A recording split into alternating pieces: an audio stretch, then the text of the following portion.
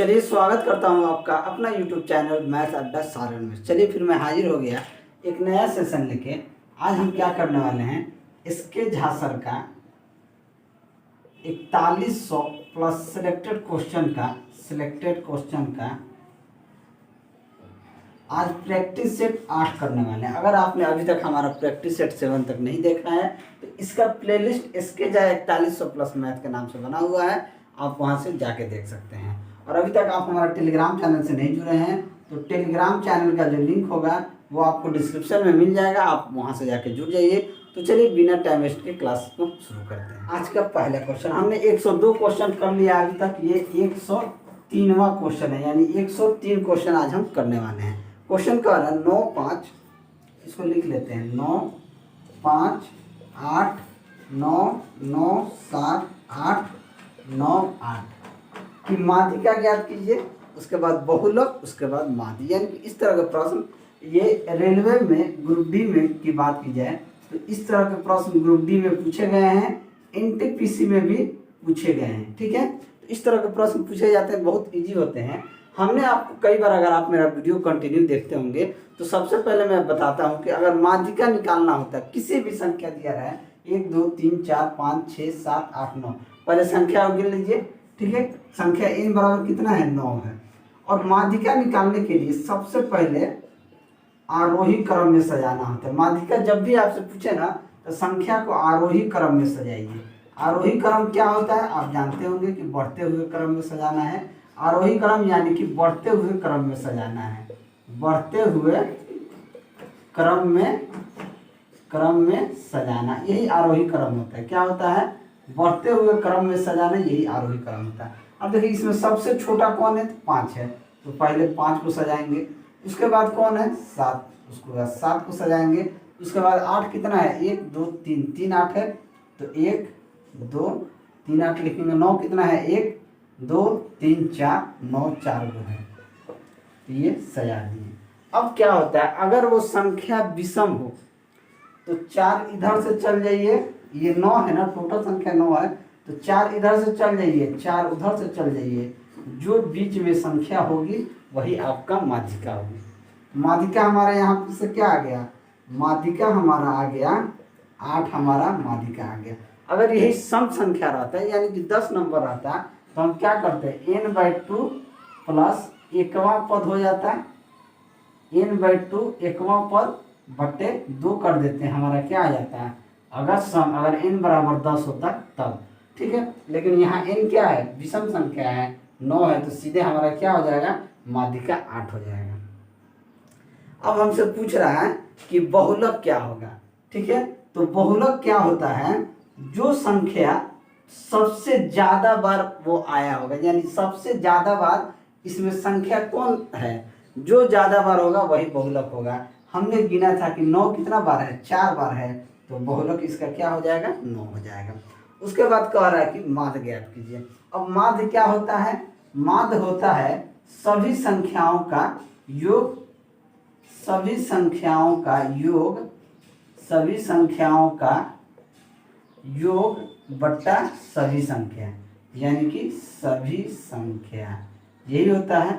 अब सभी संख्याओं को जोड़ दें, हम जोड़ेंगे तो क्या हो जाएगा, 7 5 12, 12 8 20, 20 8 28, 28 8 36, 36 9 45, 45 और 9, 45 और 9 हो जाएगा 54, 54 और 9, 54 9 कितना हो जाएगा, 63, 63 9 72, यानी कि 72। और सभी संख्या कितनी है, तो 9 है, 1 2 3 4 5 6 7 8 9, 72 बट्टा 9, यानी कि माध्य क्या आ जाएगा, 8 आ जाएगा। अब हमारे पास क्या आ गया, माध्यिका 8, बहुलक 9 और माध्य 8, यानी कि 8 9 8 जो ऑप्शन में होगा वो हमारा सही आंसर हो जाएगा। तो 8 9 8 किस में है, तो ऑप्शन सी में है, तो ऑप्शन सी क्या हो जाएगा, हमारा सही आंसर हो जाएगा। चलिए अगला क्वेश्चन देखते हैं, क्वेश्चन नंबर 104। क्वेश्चन नंबर 104 कहता है कि 10%, 20% और 30% के लगातार छूट कितना होगा। तो 10 20 और 30 के लगातार छूट क्या हो जाएगा। अगर हम 10% के देखें तो 10% का मतलब होता है कि 10/100, यानी कि 1/10। अब देखिए 10 रुपये का सामान है, अगर आप 1 रुपये में छूट देंगे तो अगर इसका देखें कॉस्ट प्राइस और सेलिंग प्राइस का रेशियो देखें तो 10 रुपये के सामान को आपको 9 रुपये में बेचना होगा अगर 10% डिस्काउंट देते हैं तो। दूसरा कह रहा है 20%। 20% का मतलब होता है कि 20/100 यानी कि 1/5, यानी कि 5 रुपये के वस्तु पे 1 रुपये डिस्काउंट देंगे तो कितना में बेचेंगे? 4 रुपये में। तीसरा कह रहा है 30% के लगातार छूट, तो 30% का मतलब हो गया 3/10, यानी कि 10 रुपये की वस्तु को आप 7 रुपये में बेचेंगे। बात समझिए। अब देखिए 2 से काट देंगे, 2 5 10, 2 दूनी 4, ये क्या हो जाएगा? 50 25 दहा 250, ये 7 दूनी 14, 14 नवा कितना हो जाएगा? 7 दूनी 14, 14 नवा 4 नवा 126, 14 नवा 126 हो गए। अब देखिए 250 रुपये के सामान को आप 126 रुपये में बेचते हैं तो डिस्काउंट कितना होगा? यानी कि 124 रुपये का डिस्काउंट दे रहे हैं, 124 रुपये का डिस्काउंट दे रहे हैं किस पे? तो 250 पे। तो 100% पे आप कितना दीजिएगा? 1 0 से 1 0 काट दीजिए, 50 25, 5 दूनी 10, ये क्या हो जाएगा? 2 चौके 8, 2 दूनी 4, 2 कम 2, भाग दे दीजिए, भाग दीजिएगा तो ये जाएगा 5 चौके 20, 48 है 5 नवा 45, 5 36, यानी कि 49.6% का डिस्काउंट हो जाएगा। तो ऑप्शन बी क्या हो जाएगा? आपका सही आंसर हो जाएगा। चलिए अगला क्वेश्चन देखते हैं, क्वेश्चन नंबर 105। क्वेश्चन नंबर 105 क्या कहता है कि इंद्र और चंद्र अकेले अकेले एक काम को क्रमशः 20 तथा 80 दिन में समाप्त कर सकते हैं। इंद्र जो है एक काम को 20 दिन में समाप्त कर सकता है और चंद्र जो है एक काम को 80 दिन में समाप्त कर सकता है। इंद्र काम करना शुरू करता है और 3 दिन काम करता है और 5 दिन के लिए छुट्टी ले लेता है, जिसके दौरान चंद्र काम जारी रखता है। कार्य पूरा होने तक यह काम जारी रहता है।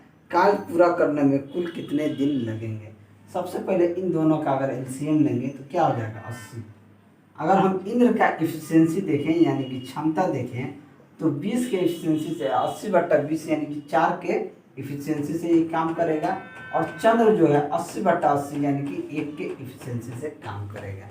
अब कह रहा है इंद्र जो है 3 दिन काम करता है, इंद्र जो है 3 दिन काम करेगा तो 4 के एफिशिएंसी से कितना काम करेगा? 12 दिन। अब ये 5 दिन जो छुट्टी लिया है, 5 दिन के लिए छुट्टी ले लेता है, लेकिन उस दौरान चंद्र जो है ये काम करते रहता है। तो ये 5 दिन में चंद्र जो है कितना काम करेगा? 5 काम करेगा। अगर हम देखें 8 दिन में यानी कि 3 इंद्र का और 5 चंद्र का काम देखें, ये कितना दिन लगा? 8 दिन। 8 दिन में ये 3 के 12 17 काम किए, लेकिन काम हमको कितना चाहिए? काम हमको 80 चाहिए। यानी कि अगर हम देखें 8 दिन में 17 काम होता है, ये 3 के एफिशिएंसी काम के, ये 4 के एफिशिएंसी से। अब हम क्या देखते हैं कि इंद्र जो है 12 काम कर चुका है, ठीक है, शुरू में 12 काम कर दिया, तो 80 में से 12 अगर माइनस कर देंगे तो टोटल काम हमारे पास कितना बचा? 68 क्या बचा? 68 बच गया। यानी कि इंद्र क्या शुरू में 3 दिन काम कर दिया है, फिर ये 5 दिन छुट्टी लेगा, फिर ये इसी तरीके से, लेकिन जब 12 काम कर दिया तो 68 काम बच गया। अब देखिए 8 दिन में 17 काम हो रहा है, तो 68 काम तक पहुंचने के लिए इससे 4 से गुना करेंगे तब जाके कहाँ तक आएंगे? 68 दिन आएंगे, ठीक है। तो अगर इसमें भी हम 4 से गुना कर देंगे तो 8 चौके 32 हो गए।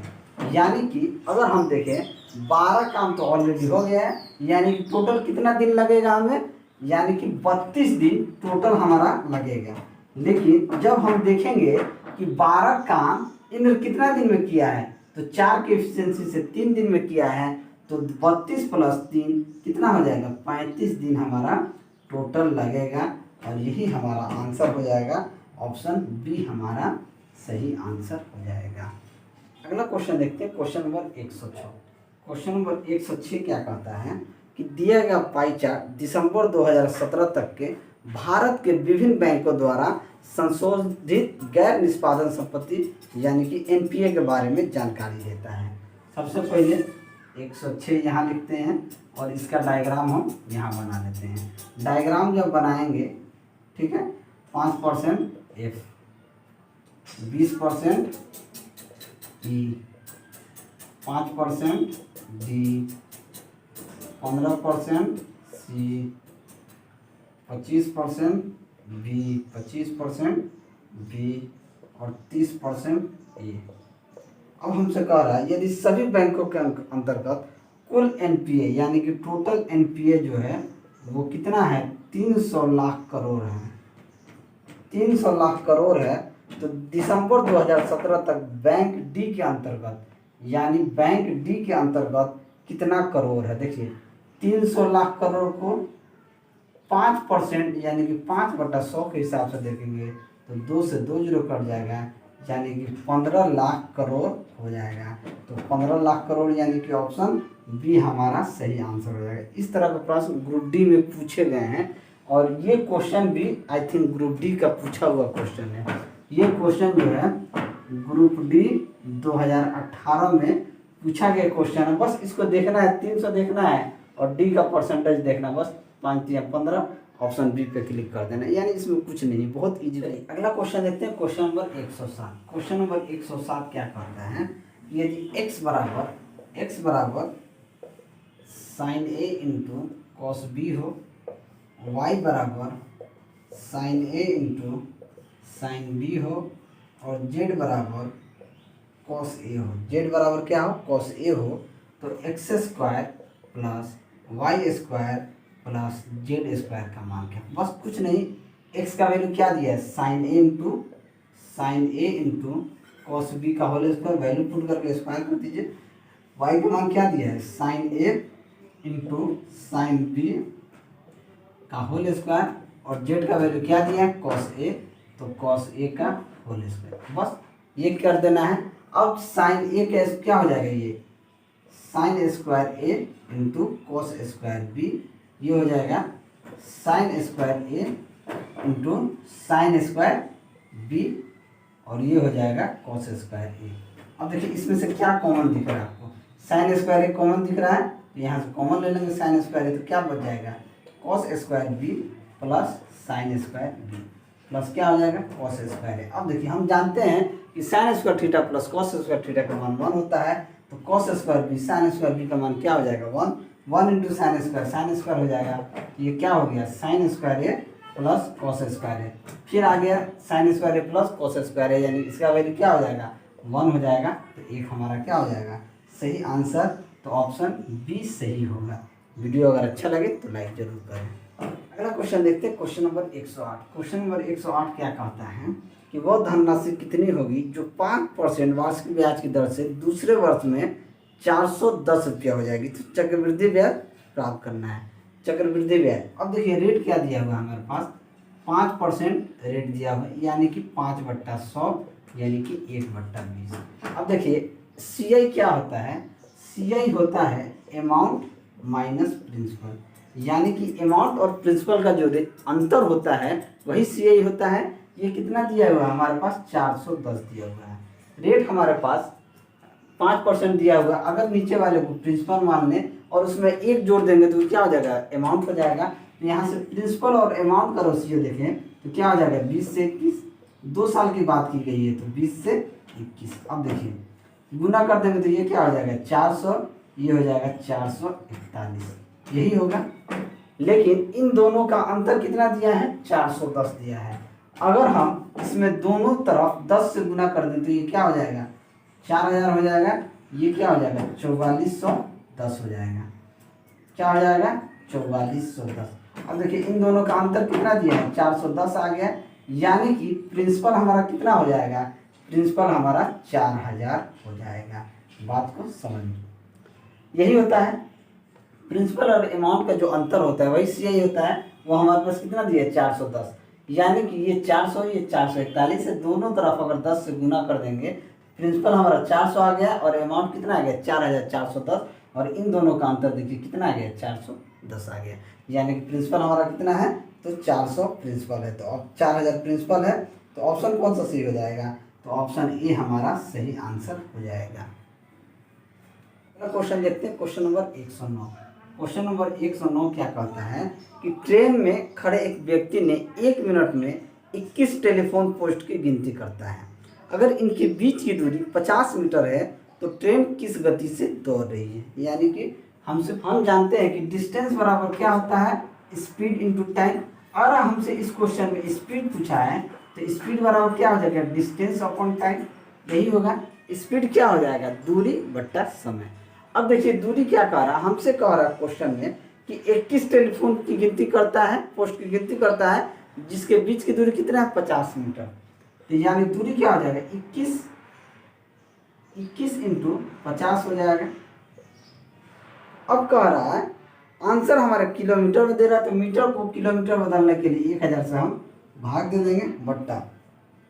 कह रहा है कि 1 मिनट में 1 मिनट में जिक्र किया है, यानी कि अब समय को भी घंटा में बदलना होगा, तो समय क्या हो जाएगा, 1/60। अब क्या हो जाएगा, 1 0 से 1 0 काट दीजिए, 5 से इसको काट दीजिए 20, यानी कि 21/20 गुना ये 60 कहाँ चला जाएगा, ऊपर चला जाएगा, तो 20 तिया 60, 21 तिया क्या हो जाएगा, 63 किलोमीटर प्रति घंटा उस गाड़ी की क्या हो जाएगी, स्पीड हो जाएगी। तो ऑप्शन कौन सा सही हो जाएगा, तो ऑप्शन डी हमारा सही आंसर हो जाएगा। अगला क्वेश्चन देखते हैं, क्वेश्चन नंबर 110। क्वेश्चन नंबर 110 क्या कहता है कि व्यक्ति एक किसी काम को 2.5 दिन में पूरा कर सकता है और वही बी उसी काम को 7.5 दिन में कर सकता है। ए जो है इसे 2.5 दिन में करता है और बी जो है इसे 7.5 दिन में कर सकता है। उन्होंने 7 काम करना शुरू किया, लेकिन कार्य खत्म होने से 5.5 दिन पहले ए को काम छोड़ के जाना पड़ा। तो ए ने कितने दिन काम किया ये पूछ रहा है। चलिए सबसे पहले ये दोनों पॉइंट में है, तो 10 से गुना कर देंगे तो ये 25 हो जाएगा और ये 75 हो जाएगा। अब इन दोनों का एलसीएम लेंगे तो क्या हो जाएगा, 75 एलसीएम हो जाएगा। तो ए का क्षमता क्या हो जाएगा, 25/75 यानी कि 3, और बी का क्षमता हो जाएगा 1। हमने शुरू में 10 से गुना किया है तो इसे 10 से भाग दे देंगे, तो 75 में अगर हम 10 से भाग दे देंगे तो हमारा टोटल काम कितना आ जाएगा, 7.5 काम आ जाएगा। अब देखिए कह रहा है कि दोनों मिलके काम, उन्होंने 7 काम करना शुरू किया, लेकिन कार्य खत्म होने से 5.5 दिन पहले एक काम छोड़ दिया। अब कार्य होने से पहले 7.5 दिन पहले एक काम छोड़ के जा रहा है। तो हमने कहा भाई तुम काम काहे ना छोड़ेगा, 5.5 दिन काम कर लेना। तो 5.5 दिन काम करेगा तो ये कितना हो जाएगा, 5 दूनी 10, 11/2, यानी कि 11 तिया 33/2, यानी कि ये कितना दिन काम किया, 16.5 दिन। तो 16.5 दिन और ये 7.5 काम करना है, कितना हो गया, 5 में 10 के 0, हाथ में 1 6 1 7, 7 7 14 के 4, हाथ में 1 1 2, यानी कि 24 काम हो गया। अब ए और बी ये दोनों मिलके 24 काम को कितना दिन में निपटा देंगे, तो 6 दिन में निपटा देंगे। टोटल काम को कितना दिन में कर दिए, 6 दिन में काम कर दिए। लेकिन ये कह रहा है कि 5.5 दिन पहले काम छोड़ के चला गया। टोटल काम 6 हुआ है, 6 दिन में हुआ है, और 5.5 दिन में छोड़ के चला गया है 5.5 दिन पहले। तो ये कितना काम ये किया होगा, यानी कि 0.5 डे ये काम किया होगा।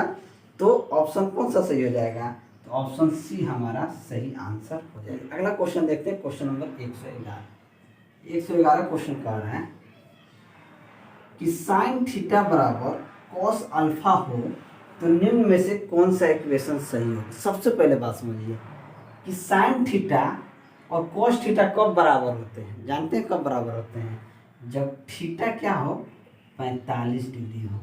यानी कि 45 डिग्री पे साइन का मान, अगर साइन 45 डिग्री का मान जाने तो 1/√2 होता है, और कॉस 45 डिग्री का मान भी क्या होता है, 1/√2 होता है, यही होता है। तो थीटा कितना होगा, 45 डिग्री। तो इन दोनों का मान कब बराबर होगा, जब थीटा 45 डिग्री होगा। तो कह रहा है कि थीटा प्लस में पूछ रहा है, तो थीटा प्लस अल्फा का मान 90 डिग्री होना चाहिए, तब ये क्या हो जाएगा, ये बराबर होगा। तो थीटा प्लस अल्फा का मान 90 डिग्री होगा, तो क्या हो जाएगा, इन दोनों का मान बराबर हो जाएगा। तो थीटा प्लस अल्फा यानी 90 यानी कि पाई बटा 2। तो ऑप्शन क्या हो जाएगा, सी आपका सही आंसर हो जाएगा। क्वेश्चन देखते हैं, क्वेश्चन नंबर 112। क्वेश्चन नंबर 112 कह रहा है कि एक्स स्क्वायर प्लस 1 बटा एक्स स्क्वायर का मान अगर 23 हो तो एक्स स्क्वायर एक्स के पावर 4 बटा एक्स के पावर 4 बटा का मान क्या होगा।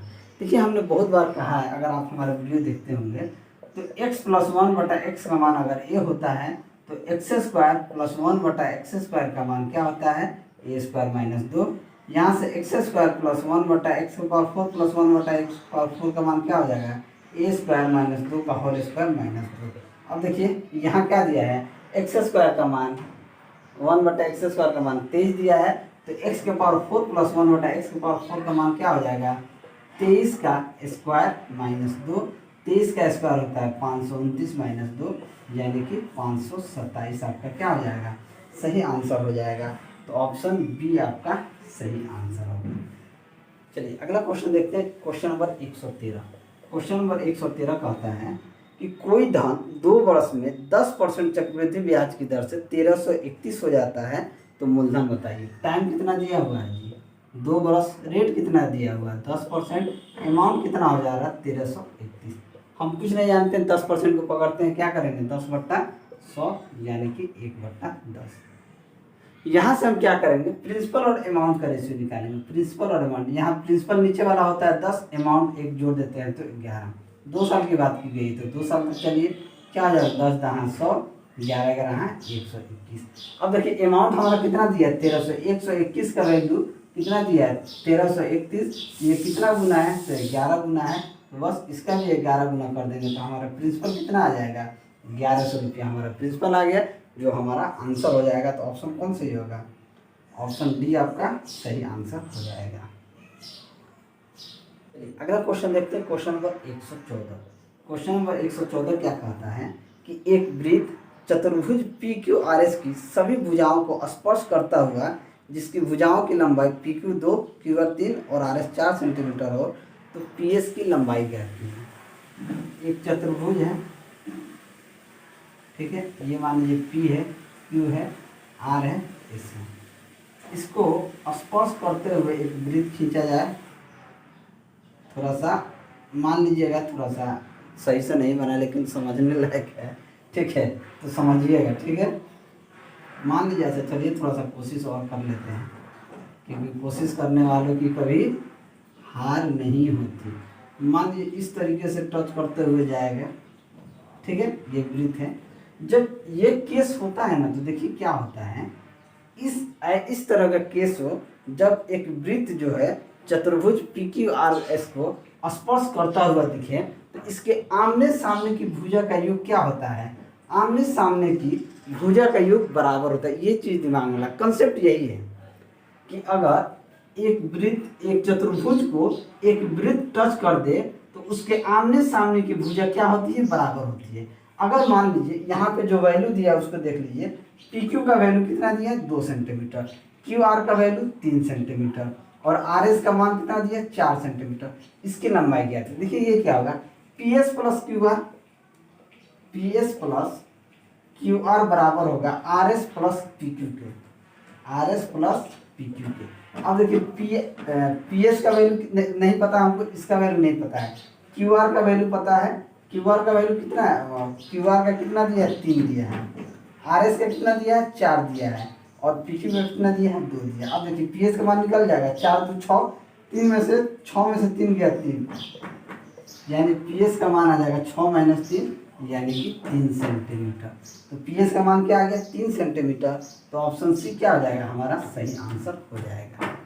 चलिए अगला क्वेश्चन देखते हैं, क्वेश्चन नंबर 115 क्या कहता है, under root 5 under root 5 under root 5 under root 5 ये अनंत तक जाए तो क्या होगा। देखिए कभी भी इस तरह का प्रश्न देखें कि जिसके अंदर ए हो, ए मतलब क्या, कोई भी संख्या हो, ठीक है, जो अनंत तक जाए, इसमें प्लस माइनस की बात नहीं है, ये सिर्फ इस तरीके का वैल्यू हो, तो इसका आंसर हमेशा ये होगा। ये मतलब क्या है, यहाँ अगर 5 होगा तो 5 होगा, 6 होगा तो, अगर यहाँ पे सिर्फ 6 होगा तो उसका आंसर 6 होगा, 8 होगा तो उसका आंसर 8 होगा, यानी कभी भी इस चीज़ को याद रखिएगा।